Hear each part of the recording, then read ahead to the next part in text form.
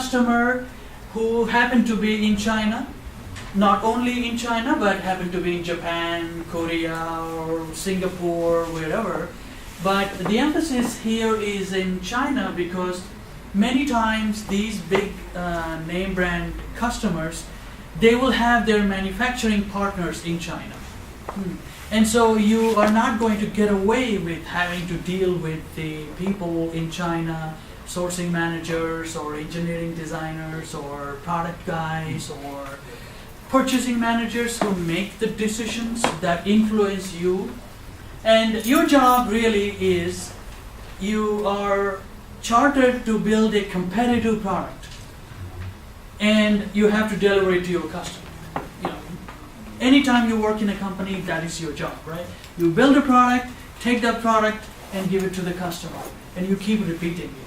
And everything that you need to do that, you have to put these functional responsibilities all over the company. And as any good management will do, wherever you have customer, there you are focusing more and more on the sales execution, customer support, trying to keep the customer happy, get some new customers. And wherever the company is there, you're trying to focus more and more on what should the next product be, where should the company go, what different markets we should address, right? And that's how, in general, the organization structure typically is made in any China-U.S. company. Just really quick, you're not saying that China-U.S. companies, the customer is strictly China. You're not saying that? Correct. Correct. Yeah. In fact, that's a good question. In fact, at Legend, I would say only about 50% of our customers were Chinese manufacturers or Chinese name brand, and remaining of them were Korean, Japanese, European. But then they all, we all had to somehow, in interacting with them, in supplying products to them, we ended up either meeting them in China or some other location because they had a manufacturing center there. And so now we painted this picture. So you are in this company, you're doing these kinds of organizational arrangement. And I'm going to submit to you that sooner or later something like this will happen. And I'm going to just explain to you what this is. So remember I said on the US side you have product development, and it could be software, hardware, it could be any kind of product. You have algorithm, IP development, integration, it could be software, it could be system testing, field testing, whatever it is. And then pretty soon, by virtue of this relationship that you have as a supplier, your customer reports the problem. No surprise there, right? And now what happens, and this is all driven from my personal experience and what we have seen, and this is not limited to only one company experience, this is widely spread. And you see here, pretty much because of the distance that you have between customer located here and you're located over there in US, there are going to be long delays to resolve the problem. If you manage the company very well, you may not see this very often, but you will see once in a while. And pretty soon you will start to fall behind in making the customer happy.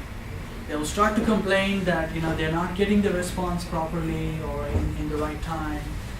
And at this point, what will happen most likely is that someone local to China is going to start to differentiate themselves as better than you. And right here, there are many ways, if I am that local supplier, I can very much position myself as, number one, I'm a local supplier, I'm your guy, I'm right here in your backyard, and yes, you went with an international company, but there's customer support and they have other priorities, maybe you're not the priority for you. And that's how they'll position it, and they will be right when they position it like that, right? And then you will lose the customer. this happens, and this is not an abstract situation. This happens almost every quarter. Hundreds of companies go through this churn. And then what do? Then you say, okay, what happened? Why? I don't mean to say that you're going to wake up and ask what happened. You have been asking, what are the issues in customer complaints and how do we deal with it? But when customer eventually declares that you're not the supplier anymore, you will really ask this question. What happened?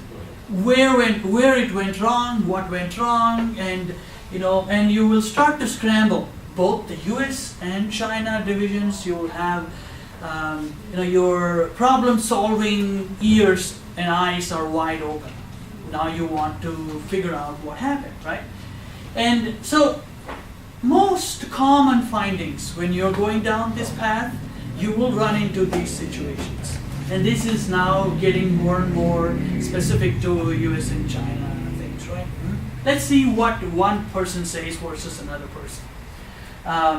See, on the China side, normally what we hear is we ask the U.S. guys to fix the problem, but they keep asking for more and more information. And you know what? We don't have any more information. Customer didn't give us; they just gave us the problem.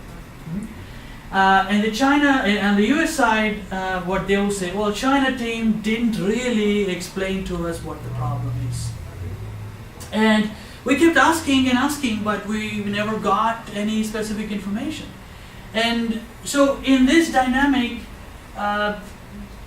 U.S. guys didn't receive any proper documentation or description. They kind of sort of thought, well, we can't do much. Maybe it's not a serious problem if they didn't give us the right information. So that's how it goes down. And then, maybe another response would be, they say, well, we gave one really good answer to the China engineer, but you know what?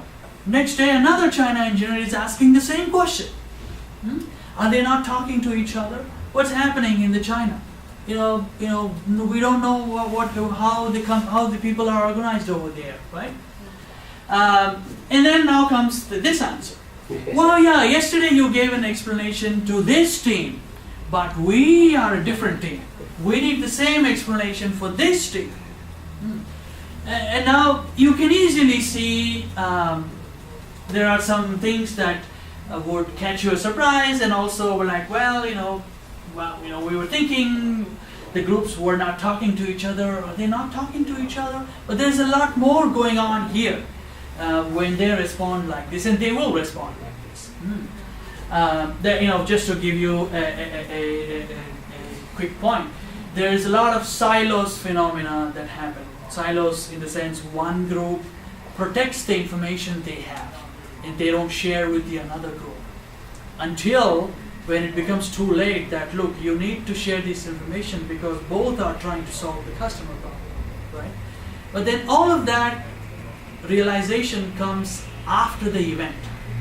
During the time you're churning and you're listening to the customer or interacting, you're thinking about the problem, you are very much interested in protecting your turf. And information is power, right? So there's one of those phenomena. And then the US guys commonly they complain. You know what, our China team support team should not just be a conveyor belt. They should not just take the problem and then, give it to us. They should solve it, right? And, they should do something about it, add some value to it. Explain the problem better or, give us some hints on the solution, right? Now, China groups react this way. They say, well, you know what? We don't know anything about the product, because you don't share with us any technical details. All you do is, even though we are working in the same company, you give us some PowerPoint files, here's the product, here's how it looks like, here's how you sell it, here are the problems, and if the customer gives any problem, talk to us, right? That's what the US guys say, according to them. And so, there is a little bit of a back and forth on how each group is viewing as the problem is, as the main problem is. Right? And lastly, China team often at the end of it, they just give up and say, why the hell did you actually develop this product? We never, our customer, we're local people, our customer really wanted something different. That different could be a different I/O interface if you're a chip, or some other color, or a fabric if you're into consumer goods and so forth, right? And US guy says, well, you know what? We keep asking and asking, but you never really gave us this kind of critical product requirement information. And so we just took a guess. And here, this is not let's say, the US people, it's not that they don't know what they're doing. What happens, and this I learned only in hindsight, or at least when I'm putting together the lessons learned, right? Marketing people in US, or marketing people anywhere, product marketing people, they are responsible to define the product. Okay, here's what the next product you should do, here's how you should develop it, and so forth. And because marketing people in general always think that they have a good hold, good pulse on the market, they kind of rationalize their decisions into thinking it is consistent with how the market requirement is. And so they construct a coherent story around what their requirement they have proposed. Sometimes when it is easy, they will consult with the China team to confirm or roll in, roll out the feature that they have put in. But if this is not going anywhere, they will go in the direction of confirming bias, right? Yeah, we know what it is, and like that. We do some internet search, and that makes sense to us. And so we looked at a lot of those back and forths. And then I took a step back and said, you know what? It seems to me that there's a US going this way, and the China group is going this way. And that aspect is in the mindset also, right? And in addition to the mindset, you will see that maybe in the execution skills also, one is going this way and another is going this way. Execution skills we'll talk about more detail. And maybe in the way the corporate habits, how you, when you come to the company, what are the habits that you put in place in terms of professional good practice, best practice, and so forth. Or even the expectation. What do you expect to contribute today when you come to work? Or what do you expect this company will do for your career? You apply for a job in this company, and then you went to work for it. That expectation is different compared to a US employee and a Chinese employee. All of those, and at the end of the day also, is there a process in the company that both US and China groups are following?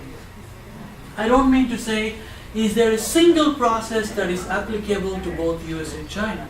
There probably is not. But is there a process that they are following that will eliminate some of these disconnects?